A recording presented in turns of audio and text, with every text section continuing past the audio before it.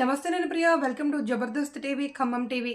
లక్ష్మీ బాలాజీ సేవా సమితి బృందం సభ్యుల కోలాట నృత్యాలు ఆటపాటలతో షిరిడి పురవీధుల్లో దద్దరిల్లాయి.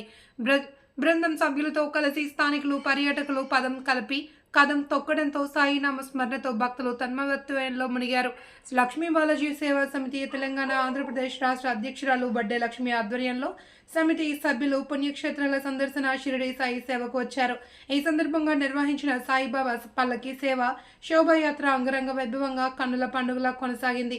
శోభాయాత్రను ఖమ్మం వరప్రదాత షిరిడి సాయి మందిరం ప్రధాన అర్చకులు ఇంద్రగంటి కిరణ్ కుమార్ శర్మ ప్రారంభించారు. ఈ సందర్భంగా వడ్డే లక్ష్మి జబర్దస్త్ టీవీ ఖమ్మం టీవీతో మాట్లాడారు. తమ తీర్థయాత్ర పల్లకి సేవ విశిష్టతను వివరించారు.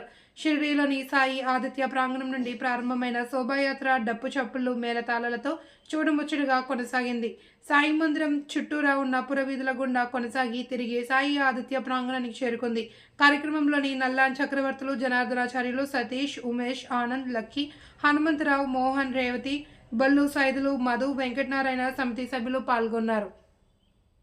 నా పేరు లక్ష్మి. మేము ఖమ్మం నుండి వచ్చాము.